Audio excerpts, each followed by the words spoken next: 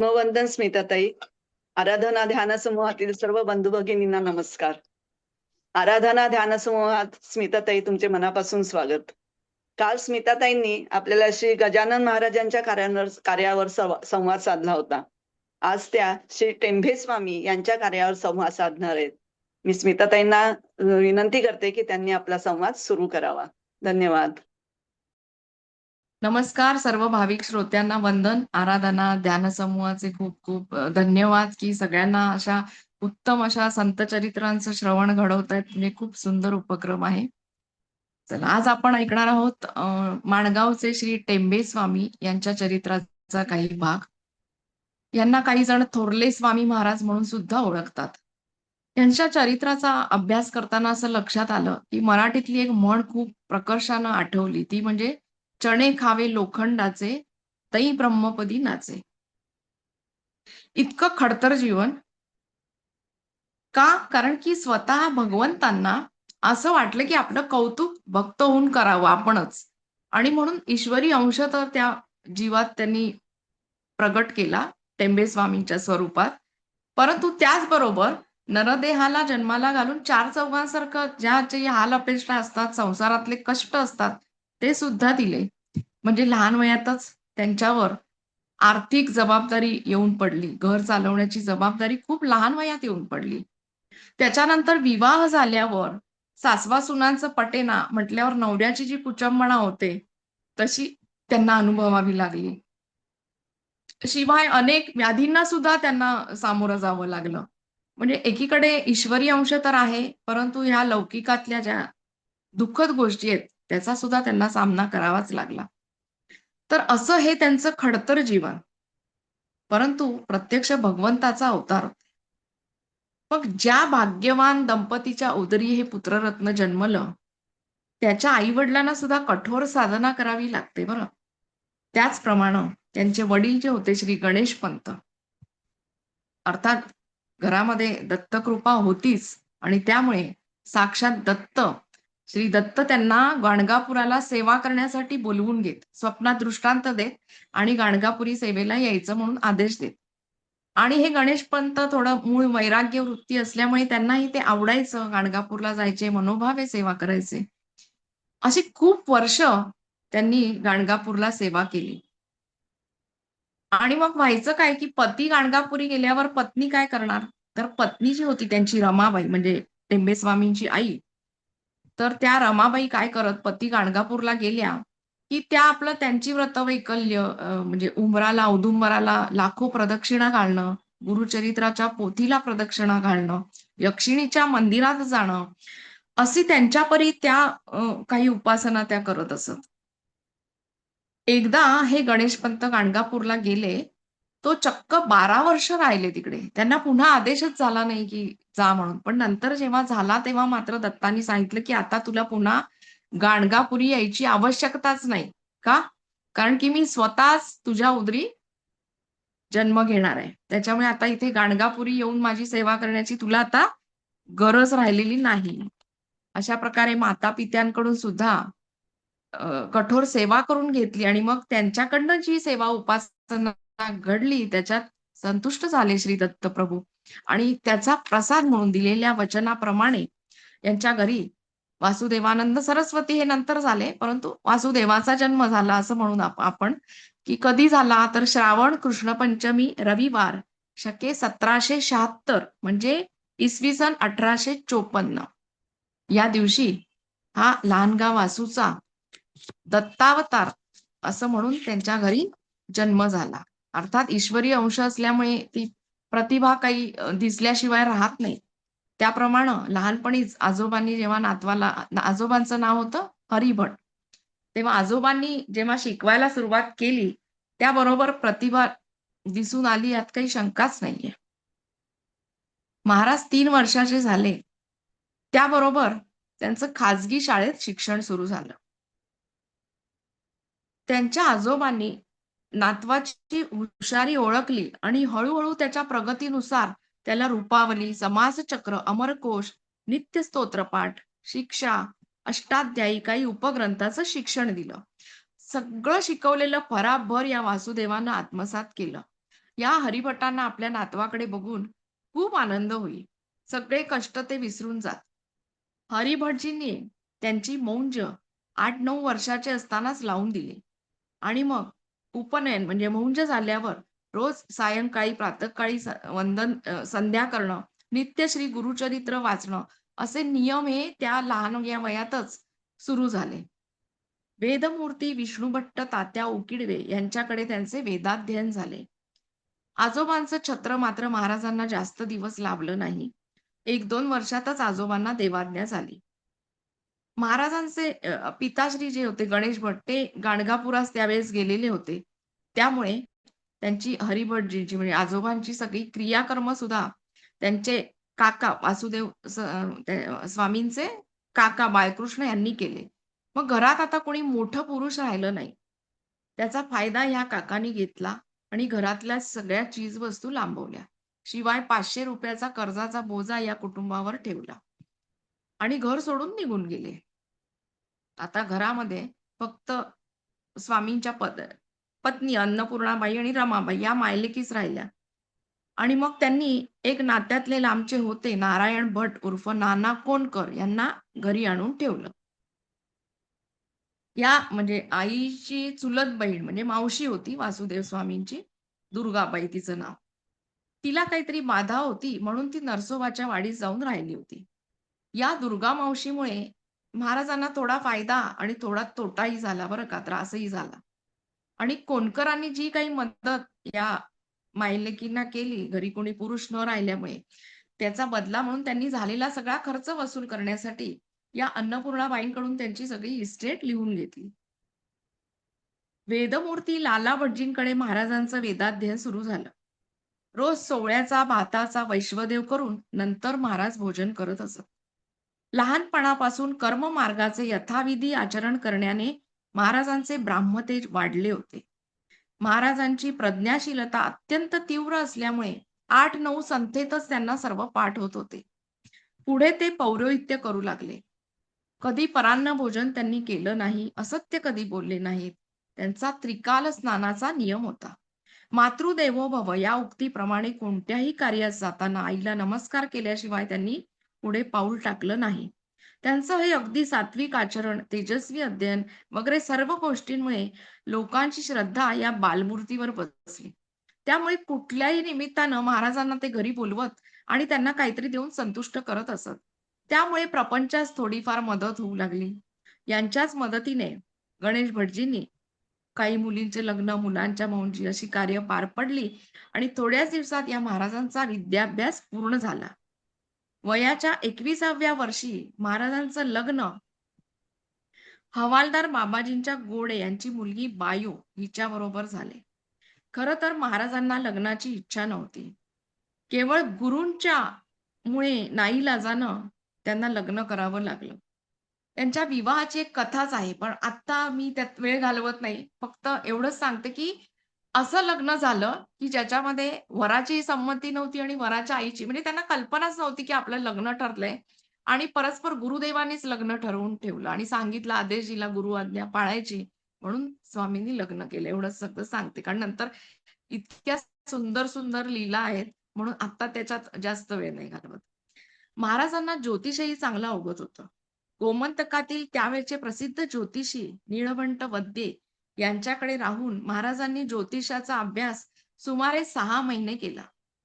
गणेश भटजी आजारी असल्यामुळे त्यांना पटकन यावं लागलं आणि काही दिवसातच पितृछत्रही हरपलं. महाराजांचे वेदमंत्र उत्तम सिद्ध झाले होते. त्यामुळे बऱ्याच लोकांच्या व्याधी त्यांनी दूर केल्या व लोकांना समाधान दिलं. त्यांच्या जीवनात अनेक चमत्कार आणि नाट्यमय प्रसंग घडले. त्यातील एक मी आता इकडे वाचून दाखवते एका पुस्तकातला. एकदा श्री वासुदेव शास्त्री वगैरे मंडळी शेजारच्या गावी काही अनुष्ठान करण्यासाठी निघाली होती. डोंगराच्या पायथ्यालगत पाऊलवाट जात होती. मार्ग बराचसा खडकाळ आणि निर्जन होता. सर्वजण गप्पा मारीत चालले होते. वासुदेव शास्त्री मात्र खाली मान घालून निमूटपणे चालले होते. कारणाशिवाय बडबड करायची नाही असा त्यांचा स्वभाव होता. सकाळची वेळ होती. सूर्याचं कोवळं ऊन सुखावह वाटत होतं. पण उन्हाची ऊब हळूहळू वाढत होती.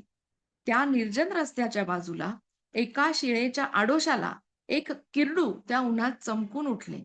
पिवळ्या रंगाचा हा जातिवंत नाग होता. तो दिसताच सर्व मंडळी तबकली. कोकणात नागाबद्दल लोकांच्या मनात मोठी भीती वास करते. नागाला टाळून तसंच पुढे जायचं धैर्य त्या मंडळींना होईना. तो नागही दबा धरून तसा शिळेच्या आडोशाला राहिला. जो तो किंकर्तव्य मूड होऊन गेला. तेवढ्यात प्रसंगावधान राखून वासुदेव शास्त्री पुढे झाले आणि पडशीतील मूठभर तांदूळ सर्पबंधन मंत्राने त्यांनी झटदिशी त्या सर्पाभोवती वर्तुळाकार पेरले. जनावर हतबुद्ध झाले आणि त्या अभिमंत्रित रिंगणातच पडून राहिले. आपण केलेल्या या मंत्रप्रयोगाच्या प्रभावाची खात्री पटल्यावर वासुदेव शास्त्री म्हणाले, "चला, नाग आता काही या जागेवरून हलणार नाही किंवा डूख धरून तो आपला पाठलागही करणार नाही." लोकांनी पाहिलं की नाग खरंच काही हालचाल करत नाही, तेव्हा थोडं घाबरत वारंवार मागे वळून पाहत सगळेजण पुढे निघून गेले. अंगीकारलेलं कार्य पूर्ण करून घरी परतावायला सगळ्यांना बराच उशीर झाला. घरी पोहोचेपर्यंत रात्र होऊ नये म्हणून मंडळी दुसऱ्या आडवाटेनं घरी परतली. परंतु आपण एका मुक्या जनावराला मंत्रबद्ध करून जखडून ठेवलंय याची वासुदेव शास्त्र्यांना आठवण राहिली नाही.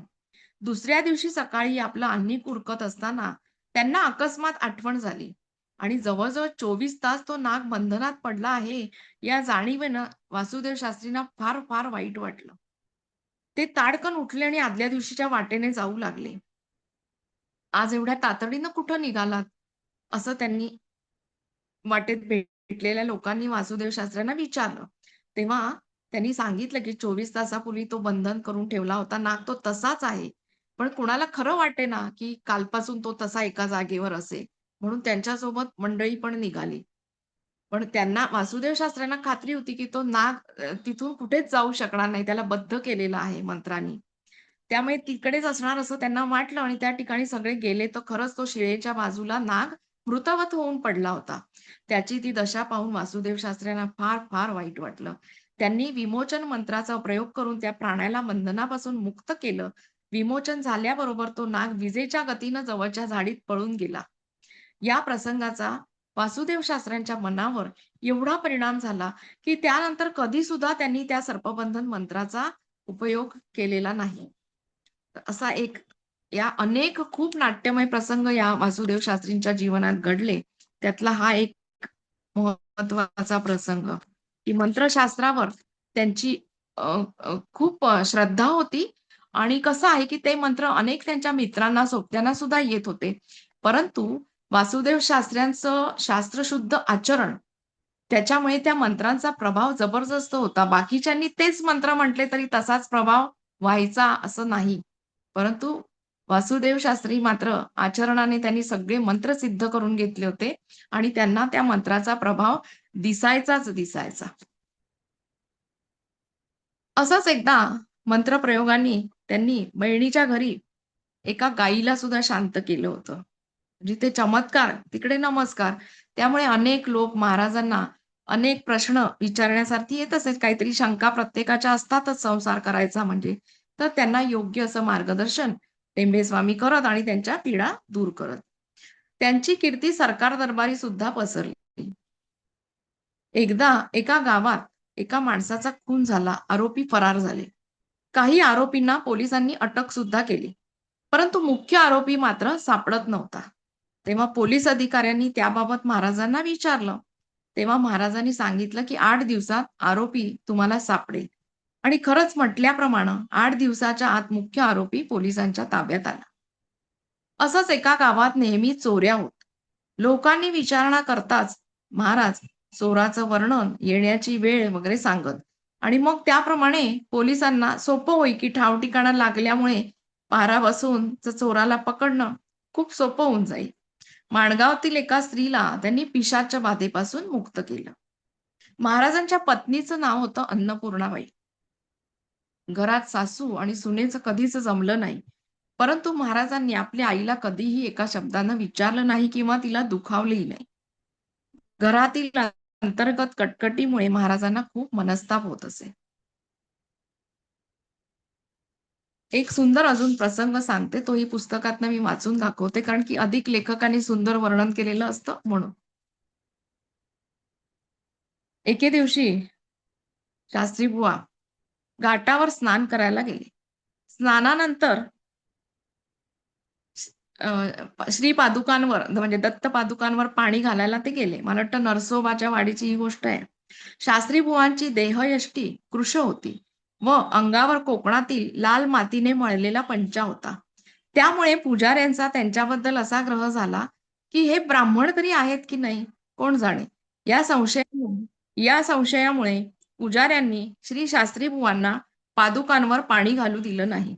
श्री दत्तप्रभूंच्या आज्ञेने ज्यांनी ही क्षेत्र नरसोबाच्या वाडीची यात्रा केली होती, त्यांच्यावर असा प्रसंग यावा हे आश्चर्यच नाही का? पण भविष्य काळातील एका महान पर्वाची ती नांदी होती. या प्रसंगामुळे एक महान सत्य लोकांसमोर यावयाचं होतं. श्री वासुदेव शास्त्री हातातील लोटी घेऊन काही सुद्धा न बोलता माघारी फिरले. त्यांनी वर नजर करून पुजाऱ्यांकडे पाहिले सुद्धा नाही. पण खरोखरच तसं जर झालं असतं, तर त्यांच्या नजरेतील ब्राह्मतेज पाहून बिचारे पुजारी दिपून गेले असते. श्री वासुदेव शास्त्री नुसतं दर्शन घेऊन मुकाट्याने श्री गोविंद स्वामींच्या मठाकडे जाण्यासाठी वळले. इतक्या श्री गोविंद स्वामी आपले नित्याचे अनुष्ठान सोडून ब्रह्मानंदांच्या माडीवरून खाली मंडपात येऊन स्वतःच श्री शास्त्री बुवांच्या समोर उभे राहिले. कारण त्यावेळेला श्री दत्तप्रभूंनी त्यांना असं सांगितलं, की आपण इथे पोथी वाचायचं सोडून खाली मंडपात काय चाललं आहे ते पहा. इतक्या लांबून माझ्यासाठी भक्तीनं आणि प्रेमानं आलेल्या माझ्या ब्राह्मणाला, भक्ताला पुजारी पाणी घालू देत नाहीयेत. श्री दत्तप्रभूंची अशी आज्ञा झाल्याबरोबर गोविंद स्वामींनी आपलं पोथीचं वाचन बंद केलं आणि उठून खाली देवाच्या मंडपात आले. त्याच वेळी श्री वासुदेव शास्त्री खिन्न चित्ताने वर येत आहेत असे त्यांना दिसले. त्यांना पाहताच गोविंद स्वामी म्हणाले, "शास्त्री बुवा, पुजाऱ्यांनी आपल्याला पादुकांवर पाणी घालू दिलं की नाही?" हा प्रश्न ऐकताच श्री शास्त्री बुवांनी मंडपात घडलेली सर्व हकीकत त्यांना सांगितली. ही हकीकत ऐकताच गोविंद स्वामी श्री शास्त्री बुवांना असे म्हणाले, की "पुजाऱ्यांनी आपणास ओळखलेले दिसत नाही. आपण माझ्याबरोबर चला, म्हणजे आपली श्री पादुकांवर पाणी घालण्याची इच्छा पूर्ण होईल." इतके म्हणून श्री गोविंद स्वामींनी आपला दंड श्री शास्त्री बुवांच्या हातात दिला व ते स्वतः त्यांना घेऊन पादुकांपाशी आले. श्री शास्त्री बुवांच्या हातात आपला दंड देऊन प्रत्यक्ष गोविंद स्वामी सारखा महात्मा त्यांच्याबरोबर आला आहे, हे पाहून पुजारी मंडळींची शंका दूर झाली. शास्त्री बुवांनी गुरुपादुकांना पाणी घातले. त्यावेळी गुरुकृपेची ही अगाध लीला अनुभवून त्यांना अत्यंत समाधान वाटलं. असे अनेक समाधानाचे प्रसंग महाराजांच्या आयुष्यात आले. एकदा नरसोबाच्या वाडीत असतानाच महाराजांना असा दृष्टांत झाला, की मिरजेला जा शंकर भटजींकडे आणि त्यांच्याकडून गुरुचरित्राची पोथी आणून पारायण सप्ताह करा. दृष्टांताप्रमाणे हे मिरजेस गेले, परंतु त्यांना पोथी देण्यास नकार दिला शंकर भटजींनी. मग ते पुन्हा नाईलाजानं वाडीस परत आले. तर पुन्हा दृष्टांत झाला, की आता पुन्हा मिरजेस जा, तुमचं कार्य होईल. पुन्हा मिरजेस गेले. तेव्हा मात्र त्यांनाही शंकर भटजींनाही दृष्टांत झाला होता, की ही पोथी शास्त्रींना द्यायची आहे आणि त्यामुळे ते काम झालं आणि पोथी घेऊन सप्ताहास प्रारंभ केला. परंतु यामध्ये जो काही काळ लोटला, त्या काळात महाराजांनी अन्न ग्रहण केलं नाही. इतकं कडक व्रत आचरण त्यांनी केलं आहे ना. काल आपण बघितलं, की गजानन महाराजांनी ईश्वराप्रती पोहोचायचे 3 मार्ग सांगितले. भक्ती मार्ग, कर्म आणि योग. त्यातला कर्म आणि योग याचं मूर्तिमंत उदाहरण म्हणजे टेंबे स्वामी. जणू त्याचा आदर्श समाजापुढे मांडण्यासाठीच ईश्वर स्वतः अवतरले होते त्यांच्या अवतारात. नरसोबाच्या वाडीला असताना महाराजांना एक संन्यासी दिसले. पण ते त्यांना ओळखू शकले नाहीत. नंतर गोविंद स्वामींनी सांगितलं, की ते संन्यासी म्हणजे प्रत्यक्ष नृसिंह सरस्वती दत्त महाराज होते. गोविंद स्वामींनाच ब्रह्मस्वामी असंही ओळखत आणि हेच वासुदेव शास्त्रींचे पुढे गुरु झाले. नरसोबाच्या वाडीहून महाराज त्यांच्या घरी परत आले. घराचं बांधकाम पूर्ण व्हायला आलं होतं. म्हणून त्यांनी असं ठरवलं, की वास्तू शांत करूया. पण मुहूर्ताची वेळ टळेपर्यंत त्यांची पत्नी आली नाही. अर्थात याला कारण सासवा-सुनांचं पटत नाही, काही खटके उडाले असतील आणि त्याचा परिणाम म्हणून पत्नी इकडे आली नाही. म्हणून वासुदेव शास्त्रींना खूप उद्वेग झाला आणि आपल्या आईला ते म्हणाले, की आता या घरात कुणीही नांदणार नाही. या घराची धर्मशाळा होईल. आणि नंतर हे बोल खरे झाले. आणि अशी वरचेवर सासू-सुनांचं पटत नसल्यामुळे घरात सुख, समाधान, शांती हा प्रकार नव्हता आणि वरच्यावर असा त्यांना उद्वेग व्हायचा आणि त्यांची वैराग्य वृत्ती अजूनच उमटून यायची. पूर्ण त्यांचं मन त्याच्यामुळे संसारातनं उठलं होतं. आणि म्हणून त्यांनी काय केलं, ईश्वर प्राप्ती करता आणि काही पापं असतील आपली, हे आपल्याला भोगायला लागतात म्हणून त्याचं क्षालन व्हावं, म्हणून त्यांनी अगदी कठीण असं चांद्रायण व्रत करण्यास प्रारंभ केला. हे खूप कठीण व्रत असतं बरं. म्हणजे चंद्राच्या आकाराप्रमाणे आहार वाढवायचा आणि कमी करायचा, हे मी खूप मोगम सांगितलं. त्याचं वर्णन खूप मोठं आहे चांद्रायण व्रताचं. तर म्हणजे यांचा हेतू काय होता असं कठीण व्रत करण्यामध्ये, की काही जर मध्येच अडचण आली हे व्रत करताना, म्हणजे कदाचित देहपात झाला तरी हरकत नाही. देह ईश्वराला समर्पित होईल आणि घरचा मनस्तापही चुकेल. या हेतूने त्यांनी हे चांद्रायण व्रत सुरू केलं होतं. पण ह्या काळातले बाकीचे नियमही खूप कडक होते बरं. म्हणजे रोज तिन्ही वेळा स्नान करायचं, एकाच वस्त्रावर राहायचं, रात्री जमिनीवर झोपायचं, मौन राहायचं, इत्यादी नियम त्यांनी कटाक्षानं पाळलं आणि ईश्वर कृपेने हे व्रत त्यांचं सिद्धीस गेलं, पूर्ण झालं. वाडीहून जेव्हा माणगावला परत आले, तेव्हा त्यांनी श्री दत्ताच्या मूर्तीची स्थापना केली. गंगाखेड येथे असताना महाराजांना दृष्टांत झाला, की आजपासून 4थ्या दिवशी तुम्हाला दोघांना नेण्याकरता आम्ही येऊ. हे ऐकून महाराज म्हणाले, "मला संन्यास घ्यायचा आहे, त्याच्यामुळे मी येणार नाही. तिला तुम्ही न्या, माझी काहीच हरकत नाही." मग त्यानंतर त्यांची पत्नी जी अन्नपूर्णाबाई त्यांना ताप आला. महामारीचा उपद्रव सुरू झाला. त्यांची वस्त्रे धुणे, त्यांना नेसवणे अशी सगळी सेवा महाराजांनी स्वतः केली. त्याच आजारात शके 1813 वैशाख वद्य चतुर्दशी शुक्रवारी दुपारी अन्नपूर्णाबाई अनंतात विलीन झाल्या. पत्नी गेल्यामुळे महाराजांची सर्व बंधनातून मुक्तता झाली. पत्नीचा विधी झाल्यावर 6व्या दिवशी एका रात्री महाराजांना स्वप्न पडलं. स्वप्नात शुभ्र वस्त्र नेसलेली एक विधवा स्त्री आली आणि "मी तुम्हाला घेऊन जाणार" असं म्हणाली. महाराज जागे झाले आणि आता त्यांना वाटलं आपली दशा आता आपल्या बायकोप्रमाणेच होणार. म्हणून त्यांना खूप वाईट वाटलं. म्हणून त्यांनी त्यावेळेस देवाची निंदा केली आणि म्हणाले, की "आजपर्यंत 3 वेळा मी संन्यासाची इच्छा बोलून दाखवली आहे. परंतु ती तर तुम्ही पूर्ण केलीच नाहीत आणि आता अशौच म्हणजे सूतक असताना मला मृत्यू यावा हे देवा तुला शोभतं का? देवाची आज्ञा मी कधीच उल्लंघिली नाही. तेव्हा देवानंही माझी अशी उपेक्षा करू नये. संन्यास घेतल्याशिवाय मी हा देह सोडणारच नाही." आर्ततेनं असं देवाला म्हटल्यावर काय, महाराजांचा अपमृत्यू टळला. परंतु त्या बाईनं जिथे स्वप्नात स्पर्श केला होता, त्या जागेवर एक चट्टा मात्र पडला होता. पत्नीचे सर्व क्रियाकर्म झाल्यावर महाराजांनी गंगाखेड मुक्कामीच 14व्या दिवशी संन्यासाश्रम घेतला. रात्री दत्तप्रभू श्री गोविंद स्वामींच्या रूपाने स्वप्नात आले.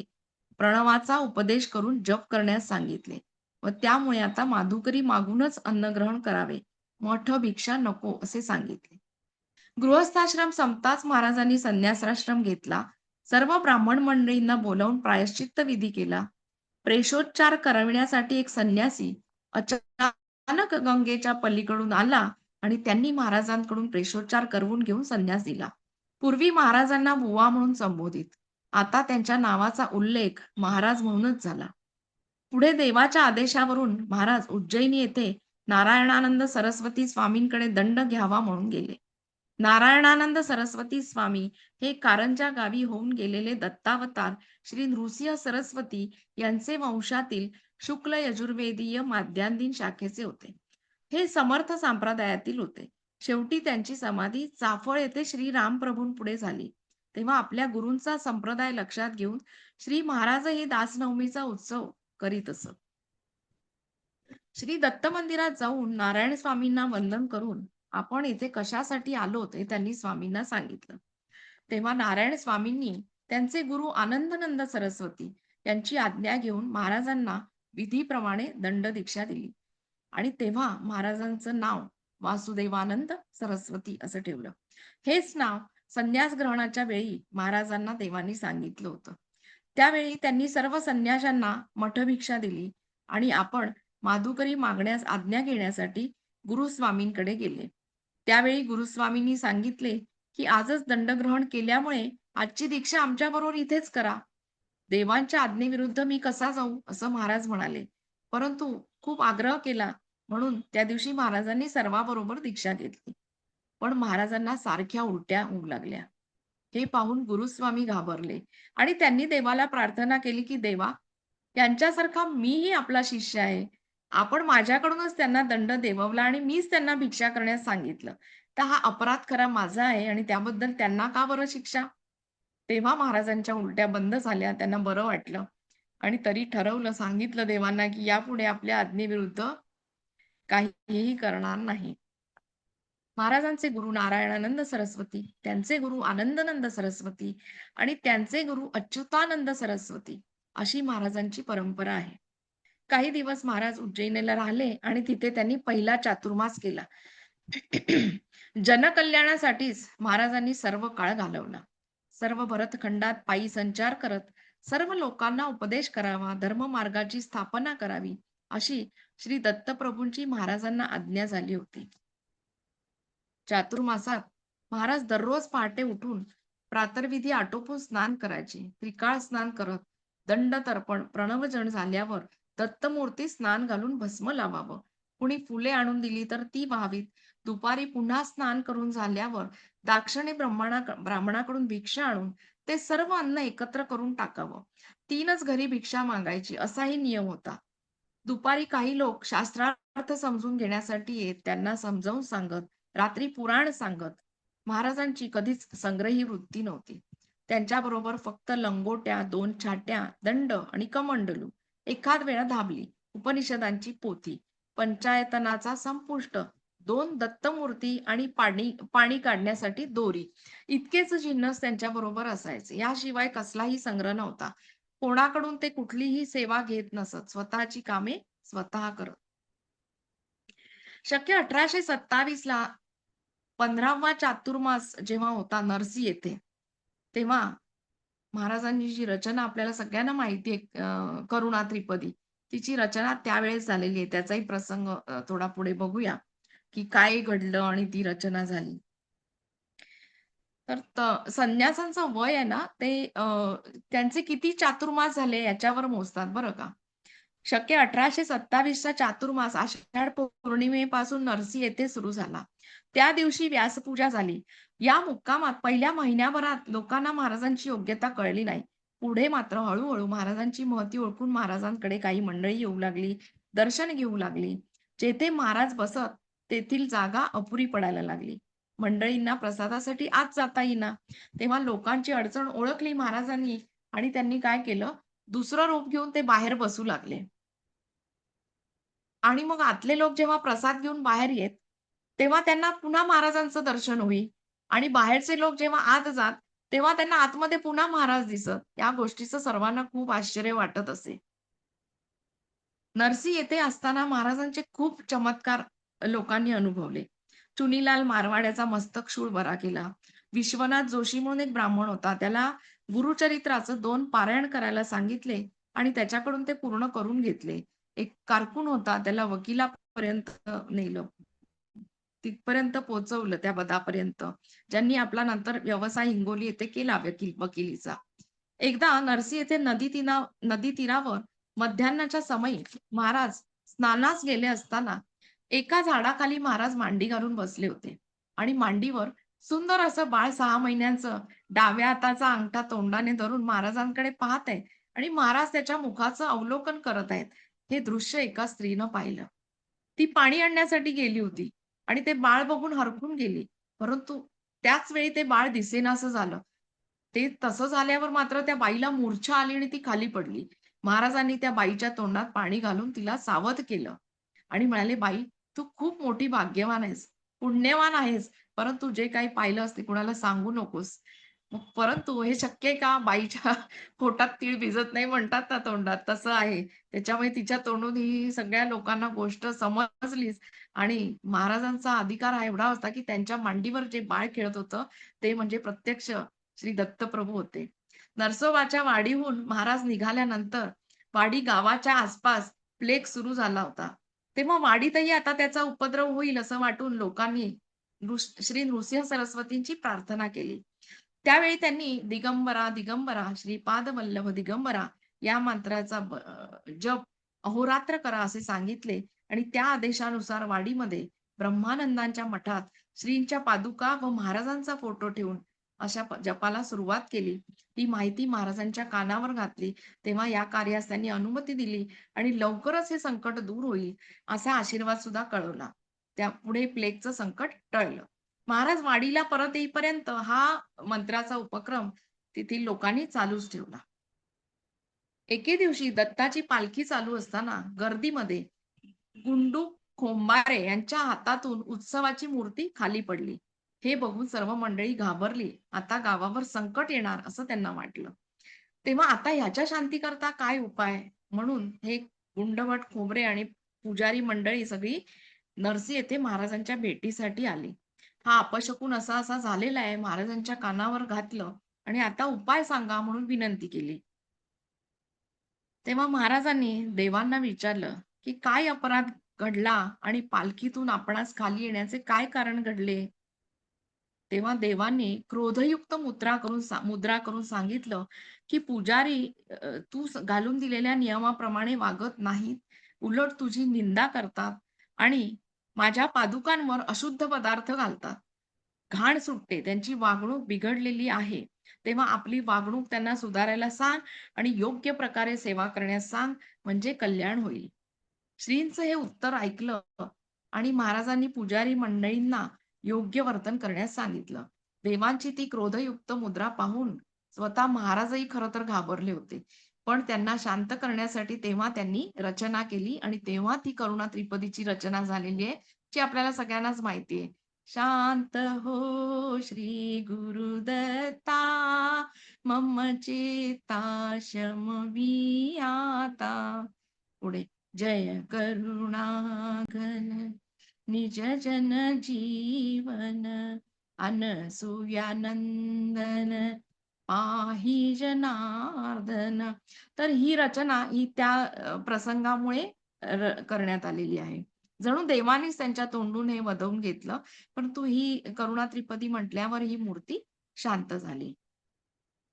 पुढे या पुजारी मंडळींना ही करुणा त्रिपदी रोज म्हणण्यास महाराजांनी सांगितलं आणि श्रींची क्षमा मागून ही त्रिपदी रोज करा, प्रार्थना करा. देव दयाळू आहे, तो दया करीलच आणि सर्व अनिष्ट निरसन करून तुमचं रक्षण करील असा आशीर्वाद महाराजांनी दिला. महाराजांचा अधिकार फार मोठा आहे. अनेक कष्ट त्यांनी स्वतः सोसले. लोकांचे दुःख, व्याधी त्यांनी दूर केल्या. पण स्वतः मात्र कधीच कुठलं औषध कुठल्याही व्याधीसाठी घेतलं नाही. त्यांचं असं म्हणणं होतं, की भोग हे भोगूनच संपवावेत म्हणून स्वतःच्या व्याधी, स्वतःचे भोग त्यांनी तसेच सहन केले. औषध कुठलंही घेतलं नाही. जगाच्या कल्याणा संतांच्या विभूती असं म्हणतात, त्याप्रमाणे सतत लोकसेवा केली. परमेश्वराला कधीही विसरले नाहीत आणि कठोर योग आणि कर्म करून ईश्वराप्रत पोहोचण्याचा आदर्श सगळ्या समाज मानसापुढे त्यांनी ठेवला. आता मला भावलेल्या खूप सुंदर काही महाराजांच्या आयुष्यातल्या लीला आहेत, त्या मी सांगते. आतापर्यंत बराच मी पुस्तकाचा आधार घेतला, कारण सणावळी काही तेवढी पाठ नव्हती. परंतु आता खूप सुंदर एक एक प्रसंग मी सांगते. भरपूर वेळ आहे आपल्याकडे अजून. एकदा नरसोबाच्या वाडीहून माणगावला महाराज परतत होते. तर वाटेत माणगावची नदी लागली. महाराज येतायत हे कळल्यामुळे माणगावचे काही लोक स्वागतासाठी पुढे आले होते. परंतु या सगळ्यांमध्ये तिकडे पुढे त्यांना एक दिव्य स्त्री अशी पुढे उभी राहिलेली दिसली. जिनं हिरवं लुगडं नेसलं होतं. तिच्या पायात नूपूर होते. कमरेला रत्नजडीत सुवर्णाची मेखला होती. कानात कुंडल होती आणि मस्तकावर सुवर्णाचा मुकुट होता. खूप दिव्य तेज तिचं असं म्हणतात पसरलेलं होतं. आणि हिनं महाराजांना विनंती केली, की माझं नामाभिधान केल्याशिवाय आज पुढे जायचं नाही. तर ही कोण होती? तर ती माणगावची नदी स्वतः दिव्य स्त्रीरूप घेऊन महाराजांसमोर आलेली होती. तेव्हा महाराजांनी म्हटलं, "ठीक आहे. लोकांच्या पापाचा मळ तू धुतेस, अशी तू निर्मळ आहेस, म्हणून तुझं नाव निर्मला." आणि मग जी काही मंडळी स्वागतासाठी आली होती माणगावची, त्यांना सगळ्यांना सांगितलं, की हिला आता माणगावची नदी म्हणायचं नाही, तर हिला निर्मला नदी असं म्हणायचं. श्री शंभू शास्त्री सादले यांच्याकडे जेव्हा संस्कृत आणि ज्योतिष शिकण्यासाठी महाराज जात होते, तर तेव्हा ते सादले गुरुजी म्हणून ज्योतिषशास्त्रात प्रवीण म्हणून त्यांच्याकडे अनेक अडचणी विचारायला लोक आपापले काय मुहूर्त काढा, काय काय कामं असतील, ती घेऊन बरेच माणसं येत असत. तसाच एक गृहस्थ त्या दिवशी घर बांधण्यासाठी मुहूर्त विचारावयास आला होता. पंचांग काढून गणित मांडून एक मुहूर्त शंभू शास्त्र्यांनी त्यांना काढून दिला. वासुदेव शास्त्री बाजूला होते. मध्येच बोलण्याचं धाडस करण्यापूर्वी त्यांनी क्षमा मागितली, मध्येच मी बोलतोय म्हणून. पण त्यांनी विनंती केली, की मुहूर्ताचं गणित जरा पुन्हा कराल का? तेव्हा शंभू शास्त्रींना खूप आश्चर्य वाटलं. पण त्यांनी पुन्हा गणित केल्यावर त्यांच्या लक्षात आली चूक, की जो मुहूर्त काढून दिला होता त्यावेळेस कुयोग होता. आणि म्हणून त्यांनी तो मुहूर्त सुधारून दुसरा काढून तर दिला. परंतु सगळ्याच गुरूंना शिष्य पुढे गेलेला चालतोच असं नाही. मन मोठं असावं लागतं त्यासाठी. पण त्यावेळेस मात्र वासुदेव शास्त्र्यांचं पुढचं शिक्षण त्या ठिकाणी त्यांनी बंद केलं. त्यांना सांगितलं, "पुढे आता माझ्याकडे शिकायला यायचं नाही." वासुदेव शास्त्री कधीही कोणाबरोबर वाद घालत नसत. नेहमी सत्य बोलत, अनवाणी चालत. दारिद्र्यामुळे अपुरी वस्त्र असत. एक पंचा आणि एक उत्तरीय असलंच तर एखादा डोक्याला पंचा. वाहन आणि छत्री कधीच वापरली नाही. रात्री गवतावर किंवा पंचावर निजत. संध्योपासना, अग्निकार्य, शास्त्रशुद्ध आचरण याच्यामुळे त्यांच्या चेहऱ्यावर दिवसेंदिवस तेज येऊ लागलं होतं. वयाच्या 10व्या वर्षी त्यांचं गरुड पुराण वाचून झालेलं होतं. वयाच्या 11व्या वर्षी एकांच्या घरी त्यांनी स्वतः विवाहविधी संपन्न करून पौरोहित्य केलं होतं. 12व्या वर्षी श्री ऋग्वेद संहिता झाली होती आणि अशा प्रकारे दशग्रंथी ब्राह्मण म्हणून प्रसिद्धीस पावले होते. त्यामुळे वयोवृद्ध ब्राह्मण सुद्धा वयाने लहान असलेल्या या वासुदेव शास्त्र्यांना अतिशय आदरानं त्यांचं मत विचारून प्रत्येक गोष्टीत त्यांचा निर्णय घेत. मंत्रशक्तीवरही त्यांचा विश्वास होता. शास्त्रशुद्ध आचरण, निस्सीम दत्तभक्ती आणि मंत्रांवर अढळ श्रद्धा याचा परिपाक म्हणून त्यांना एक दिव्य दृष्टी प्राप्त झाली होती. समोरच्या व्यक्तीचं भूत, भविष्य त्यांना दिसत असे. एखादी व्याधीग्रस्त व्यक्ती दिसल्यास त्या व्याधीचं मूळ कारणच त्यांना समजून येईल. अशा वेळी त्यांनी सांगितलेले उपाय व्याधीच्या मुळावरच प्रहार करत असत. एकदा विवाहित बहिणीच्या घरी गेले असताना तिची दुभती गाय पाडसाला सुद्धा जवळ येत नव्हती. 2 दिवस झाले. पाडसाला सुद्धा जवळ घेत नव्हती. तेव्हा गायीच्या आरोग्याला धोका होता. तेव्हा शास्त्र्यांच्या आईनी रमाबाईंनी त्यांना सांगितलं, "वासू पहा बरं." तेव्हा क्षणभर दृष्टी लावून यांनी गायीकडे पाहिलं. हातपाय धुवून चिमूटभर अंगारा तिला अभिमंत्रित करून लावला आणि तिच्या पाठीवर थाप मारून आचळायला हात घातला. तो 2 दिवसांपासून स्पर्शही न करू देणारी गाय शांत झाली आणि तिने पाना सोडला. आपला जो धाकटा भाऊ होता भालोबा, याच्यावर खूप प्रेम होतं. आपल्या धाकट्या भावावर खूप प्रेम होतं शास्त्रींचं. त्यांची पत्रिका जेव्हा त्यांनी मांडली होती, तेव्हा आपल्या आईला त्यांनी सांगितलं होतं, की "याचं लग्न करून देऊ नकोस." आणि त्याप्रमाणेच पुढे त्यांचं वैराग्याकडे वृत्ती झाली आणि त्याची सूचना दिलीच होती आईला त्यांनी, की "याला विवाहात अडकवू नकोस" म्हणून. श्रीदेवांनीच श्री गोविंद स्वामी सांगतील तसं वागावं हा आदेश स्वामींना दिला होता.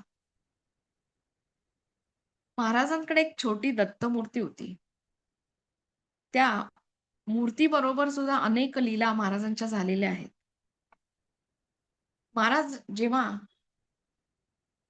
प्रभूंची सेवा करत, काही नैवेद्य दाखवत, तसा एकदा नेहमीप्रमाणे नैवेद्य दाखवायला गेले असता, स्वतः स्वामींनाच म्हणजे वासुदेव शास्त्रींनाच असा दम कोंडल्यासारखं झालं, श्वास कोंडल्यासारखं वाटलं आणि जीव एकदम घाबरा झाला. घशात काहीतरी अडकलंय असं वाटलं. जीव घाबरा झाला.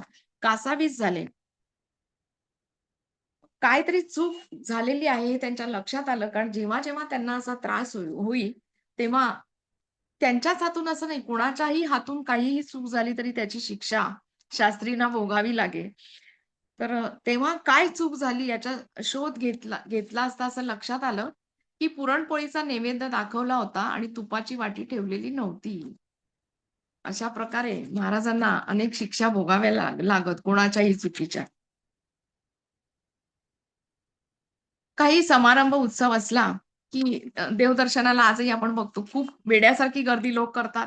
शिस्त पाळत नाहीत आणि जिथे लोकांची गर्दी असते, तिथे स्वच्छता तेवढी पाळली जात नाही. आणि वासुदेव शास्त्रींना तर असं वाटायचं, की देव जिथे आहे तिथे स्वच्छता असलीच पाहिजे. त्याच्यामुळे त्यांचे त्या बाबतीत खूप कडक नियम होते.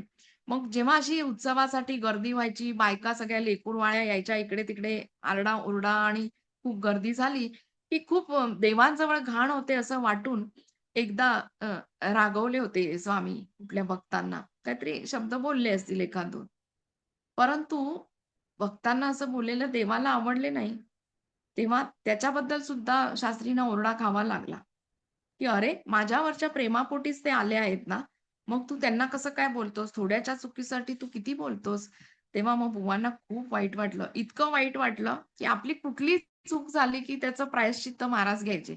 त्याच्यामुळे जेव्हा अ, अ, दत्तप्रभूंकडे असं विचारणा झाली, की "असं थोड्याशा चुकीसाठी तू खूप बोलतोस भक्तांना."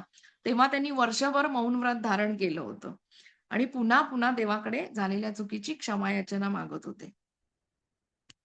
शके 1813 ला गोदावरी गंगाखेडला त्यांनी संन्यास घेतला.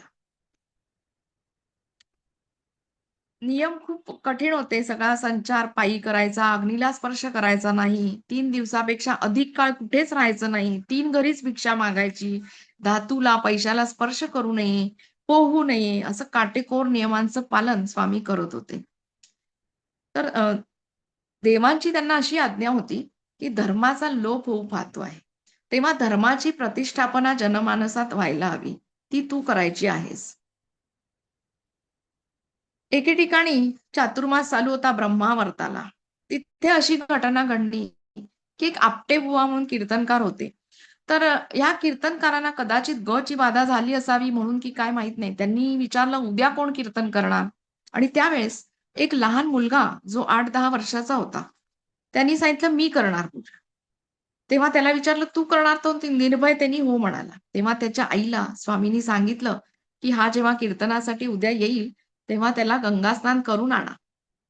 आणि मग त्याप्रमाणे ती आई दुसऱ्या दिवशी आली मुलाला घेऊन. तेव्हा हा आल्यावर थेट बुवांच्या मांडीवर जाऊन बसला. महाराजांनी त्याला जवळ घेतलं आणि विचारलं, "कोणता श्लोक आज कीर्तनासाठी घेणार?" तेव्हा त्यांनी सांगितलं, "मना सज्जना." मग हे सांगताना त्याचं तोंड उघडलं गेलं ना, "मना सज्जना" असं म्हटल्याबरोबर महाराजांनी त्याच्या तोंडात चिमूटभर भस्म टाकलं. त्याला कळलंही म्हणजे कोणालाच कळलं नाही इतक्या झटकन ही क्रिया झाली, की ते त्या श्लोक पूर्ण होईपर्यंत त्या मुलाच्या पोटात सुद्धा गेलं ते भस्म. आणि महाराजांच्या मुद्रेवरचं तेज त्या मुलाच्या मुद्रेवर उमटलं आणि नंतर 3.5 तास हा छोटा मुलगा 8-10 वर्षाचा, त्यानं इतकं सुंदर कीर्तन केलं न अडखळता आणि जणू काही महाराजांचीच वाणी त्याच्या मुखानं प्रगट होत होती, असा अनुभव सगळ्यांनी घेतला. आणि त्या कीर्तनातून असा संदेश दिला, की अहंकार कसा वाईट. तेव्हा त्या कीर्तनकाराला कळलं, की हा उपदेश आपल्यासाठी आहे आणि त्यांनी स्वामींचे पाय धरले. आता एक अतिशय सुंदर जो मला खूपच आवडते ही लीला महाराजांची. कितीही वेळा वाचलं तरी माझं समाधान होत नाही. दिवाळीचा प्रसंग, दिवाळी आता सुरू होणार तेव्हा आदल्या दिवशी स्वामींना स्वप्नात दृष्टांत दिला, की उद्या दिवाळी आहे तेव्हा आम्हाला अभ्यंग स्नान घाला. परंतु स्वामींनी सांगितलं, की "मी संन्यासी आहे. संन्याशाला अग्नीला स्पर्श करायचा नाही." मग पाणी तापवणार कसं? ऊन-पाण्याने तुम्हाला पाणी घालणं मला शक्य होणार नाही. शिवाय सुगंधित तेल सुद्धा लावता येणार नाही. माझे सगळे संन्यासाचे नियम पाळून मी तुम्हाला हे काही घालू शकत नाही. तेव्हा आपण आपली रोजच्या सारखीच अंघोळ करायची. आणि झालं. दुसऱ्या दिवशी स्नान करून स्वतः हे आले आणि त्यांनी देवांना सांगितलं, की तुम्हीच मला माणगावून निघताना सांगितलं होतं, की अधिक उपचार काही करायची गरज नाही म्हणून. आणि म्हणून त्यांनी रोजच्या सारखीच आपली अंघोळ घातली देवाला आणि सांगितलं, की "काय रागवू नकोस. मी आपला माझा संन्यास धर्म आहे त्याच्यामुळे तुझ्या या इच्छा मी भागवू शकत नाही." स्वतः स्नान करून आले होते आणि मूर्तीला रोजच्या प्रमाणे थंड पाण्याने स्नान घातलं, भस्म लावलं, पूजा केली. त्या मूर्तीला आला राग आणि ती नर्मदेच्या पाण्यात जाऊन बसली. आणि ह्यांचं काही लक्षच नाही. पूजेनंतर आपली सगळी जी नित्यकर्म आहेत, ती स्तोत्र-बित्र म्हणणे किंवा काय त्यांचे विधी चालू झाले. तर देव रुसलेत आणि जागेवरच राहिलेले नाहीत, हे त्यांना कळलंच नाही स्वामींना. आणि मग दुपारी नैवेद्य दाखवण्याची वेळ आली, तेव्हा स्वामी आले आणि मूर्ती जागेवरच नाही. मोठाच प्रश्न पडला. तेव्हा तोफेसारखा मोठा प्रचंड आवाज झाला आणि देवानी सांगितले, की "आज दिवाळी आहे. काल मी माझी इच्छा तुला सांगितली होती आणि मला मला मंगलस्नान तर तू घातलं नाहीस आणि नैवेद्य दाखवतोस. मला नको तुझा नैवेद्य." असं म्हणून असा आवाज आला. त्याच्याबरोबर स्वामी महाराज खूप घाबरून गेले आणि नर्मदा तीरी धावले. त्यावेळी त्यांना पाण्यातून लहान मुलाच्या रडण्याचा आवाज आला. महाराज पाण्यात शिरले. इतक्यात बाजूला पाण्यात लख्ख प्रकाश पसरला आणि त्यात मूर्ती दिसली. मोठ्या प्रेमानं ही देवाची मूर्ती हातात घेऊन त्यांनी ती हृदयाशी धरली आणि ते पाण्याबाहेर आले. सर्व भक्तांना जेव्हा हा प्रकार कळला, तेव्हा त्यांनी मंगलस्नानाची तयारी स्वतः केली आणि नंतर स्वामींनी मंगलस्नान घातले. तेव्हा एक उत्स्फूर्त काव्यरचना स्वामींनी केली. मित्र मित्र जरी भांडती, तरी पुन्हा एक होती. दंपतीचा जो कलह, लवमात्र न तुटे स्नेह. देवभक्तांचे भांडणे, पराभक्तीचे ते होणे. वासू म्हणे हा विनोद, देतो मना परमानंद. अशीच अजून एक सुंदर लीला आहे. निर्गुण उपासना करणारे एक शास्त्री बुवा स्वामींना म्हणतायत, स्वामींकडे एक छोटीशी दत्तमूर्ती कायम असायची हं. म्हणून ह्या निर्गुण उपासना करणारे शास्त्री बुवा त्यांना म्हणतायत, की संन्याशानं मूर्तीपूजा करावी याला काय शास्त्राचा आधार आहे? मूर्तीपूजेवर माझा बिलकुल विश्वास नाही. तेव्हा स्वामी म्हणाले, की निर्गुण उपासनेचा अधिकार ज्याने मिळवला, त्यांनी सगुण उपासना केलीच पाहिजे असं नाही. परंतु आमची परिस्थिती वेगळी. ही मूर्ती आम्हाला सोडून कुठे जात नाही. मग आता जर ती आमच्याकडे राहिलीच आहे, तर तिची पूजा केली पाहिजे की नाही? सांगा तुम्हीच. त्यावर हे शास्त्री बुवा म्हणतात, "मूर्ती सोडून जात नाही. ती काय धरून ठेवते? तुम्ही सोडा ना मूर्तीला." महाराज हसले. म्हणाले, "बरं आता तसं करूया. चला आपण गंगेवर जाऊन मूर्ती सोडून येऊ." आणि दोघे गंगेच्या तीरावर आले. स्नान केलं आणि मग वासुदेव शास्त्री म्हणाले, "बघा शास्त्री बुवा, आता ही मी तुमच्या सांगण्याप्रमाणे मूर्ती सोडून देतो बरं." आणि शास्त्रींनी या दुसऱ्या शास्त्रींना आनंद झाला, की आपलं म्हणणं शास्त्री ऐकतायत आणि मूर्ती सोडतायत म्हणून त्यांना आनंद झाला. परंतु मूर्ती त्यांनी सोडली तरी ती मूर्ती बुडली सुद्धा नाही आणि वाहिली सुद्धा नाही. जणू काही स्वतःहून पाण्यावरून चालत ती तीरावर आली आणि स्वामी महाराजांसमोर येऊन बसली. शास्त्री बुवांचा निर्गुणोपासनेचा अभिमान लयाला गेला आणि तेव्हापासून ते सुद्धा सगुणोपासना करायला लागले. कोटी-कोटी जन्मांचं सुकृत लागतं अशा अर्थाची त्यांनी त्यावेळेस रचना केली आहे वासुदेव शास्त्र्यांनी. अशा अनेक रचना वासुदेव शास्त्र्यांनी पुढे केल्या आहेत. तर त्याच्यातलीच एक आहे सप्तशती गुरुचरित्र सार. याचं वैशिष्ट्य काय म्हणजे महाराजांची प्रतिमा याच्यातनं बघा, की ह्या रचनेचं वैशिष्ट्य असं की ह्याच्यातल्या ओळीचं तिसरं अक्षर जर घेतलं प्रत्येक ओळीचं, तर श्रीमद भगवद्गीतेचा 15वा अध्याय तयार होतो. किती प्रतिभा असेल पहा. किती प्रकारचे भक्त महाराजांना भेटले. परंतु कोणी कसे सगळेच काही अ, नियमाने चालणार असत नाही. कोणी दुःखानं आर्त असतं, कोणी विद्यार्थी असतात, कोणी कसे, कोणी कसे. परंतु सगळ्यांचं लोकहिताकडेच महाराजांनी नेहमी लक्ष केंद्रित केलं. कोणताही त्यांचा स्वार्थ त्याच्यामागे मध्ये नसता. अजून एक सुंदर प्रसंग आहे थोडा वेळ आहे सांगते. दर्शनार्थींना नुसती जर फळं ठेवली किंवा प्रसाद चढवायचा म्हणून फळं किंवा नारळ दिली, तर महाराज स्वतः त्याचा प्रसाद त्यांना ते परत करत की प्रसाद म्हणून देत.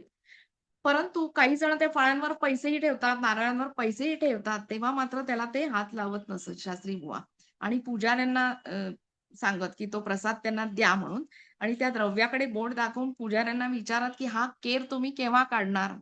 म्हणजे द्रव्यापासून ते एवढे लांब राहत. खूप दक्षता घेऊनही कधी देवांच्या सेवेत काही न्यून किंवा पूजापाठ करताना काही चुका होत असत. त्यात पुजाऱ्यांच्या हातून जरी काही घडलं, तरी शिक्षा मात्र स्वामींना होई. अशाच एक बाई एकदा दर्शनाला आल्या होत्या. त्यांनी नारळ ठेवला आणि खरं म्हणजे त्यांना भीड पडली. म्हणजे कधी-कधी असं होतं ना, की आपण जातो, आपली इच्छा नसते, पण 4 लोकं करतात, तर आपलं वागणं वेगळं दिसू नये म्हणून आपल्याला करावं लागतं. असं काहीतरी त्या बाईचं झालं आणि चुकून ती लोक पैसे ठेवतात म्हणून ठेवायला गेली आणि हात चुकून कुठे लागला तिच्या हातून आठाण्याऐवजी सोन्याची गिनी त्यावेळेला म्हणायचं, गिनी सोन्याचं नाणं असायचं. तर ते ठेवल्या गेलं. आता तिला कळलं, की ते चुकून ठेवल्या गेलंय. पण महाराज बघत होते, ते आता उचलावं कसं परत? तरी महाराजांच्याही लक्षात आलं. तिच्या मनातले भावही महाराजांनी ओळखले. तेव्हा महाराजांनी सांगितलं, की "घ्या ते परत उचला" म्हणून. परंतु ती सुद्धा तिला प्रतिष्ठेला कमीपणा वाटला, की असं कसं दिलेलं एकदा परत दक्षिणा म्हणून दिलंय, ते परत कसं घेणार? म्हणून तिला थोडं ते जमलं नाही घ्यायला परत. परंतु मनात चुटपूट मात्र तिच्या कायम राहिली. मग स्वामींनी तिला नारळ म्हणून प्रसाद दिला. परंतु घरी परतताना सुद्धा तिच्या मनात सारखा हा असाच विचार, की अशी कशी मी वेंदळी? आठाण्याचं नाणं सुद्धा चुकून गेली आणि ती ठेवली. बरं महाराजांनी संधी दिली होती, की उचल. तरी पण मला धाडस झालं नाही, की दिलेलं परत कसं घ्यायचं? हेच तिचे विचार घर गाठेपर्यंत चालू होते मनामध्ये. आणि मग घरी येऊन जेव्हा त्या बाईने प्रसादाचा नारळ फोडला, तर त्याच्यातून सोन्याचं नाणं बाहेर पडलं. अवधूत चिंतन श्री गुरुदेव दत्त. काय सामर्थ्य असतं. अशा प्रकारे स्वामींचं हे सगळं आयुष्य देवांनी आपल्या ताब्यातच घेतलेलं होतं. श्री क्षेत्र कुरवपूर येथे स्वामी महाराजांचा चातुर्मास चालू झाल्यानंतर अंतराने 3 वेळा कावळ्याने त्यांच्या मस्तकावर चंचू प्रहार केला. तिसऱ्यांदा चंचू प्रहार झाल्यावर गांडा महाराज व इतर भक्त मंडळींना स्वामी म्हणाले, की अशा प्रकारे चंचू प्रहार होतात, तेव्हा त्या माणसाचं आयुष्य 6 महिन्यापेक्षा अधिक नसतं. तरी यापुढे या देहावर कोणीही प्रेम करू नये. श्री देवांनी मात्र या अरिष्टावर उपाय सुचवला व नद्यांच्या संगमी वेनागंगा, गोदावरी स्नान करावयास सांगितले. श्री स्वामी महाराजांच्या आयुष्यात आता असे दिवस आले, की क्षणोक्षणी त्यांच्या वृत्ती स्वस्वरूपी लीन होऊ लागल्या. बाह्य जगाचे भान राहू नये, अशी अवस्था वरचे वर प्राप्त होऊ लागली. प्रवास करताना चालता चालता त्यांचे मन समाधी लीन होऊ लागले. आजूबाजूचे विश्व त्यांना स्वप्नवत वाटू लागले. त्यांचं मन जणू पैलत्री लागलं होतं. परंतु श्री देवांच्या इच्छेप्रमाणे अजूनही देहाची खोड टाकता येत नव्हती. श्री देवांना त्यांच्या देहाकडून लोकोद्धाराचे कार्य अजूनही करून घ्यायचं होतं. आचार प्रथमो धर्म हा धडा त्यांनी सर्वांना दिला. प्रजेने शिस्त पाळली तर राजा आनंदित होतो.